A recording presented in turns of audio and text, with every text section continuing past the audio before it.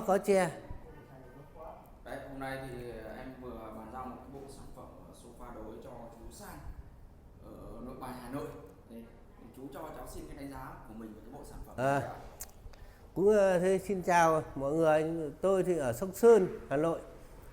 Hôm nay thì nhận bộ bàn ghế cháu nó mang lên đây, nhưng cũng mắt thường thì đã cũng là xem rồi, hai nữa là thực tế tôi khoan rồi, kiểm tra rồi, không phải là gì cả, chỉ là chất lượng được tốt.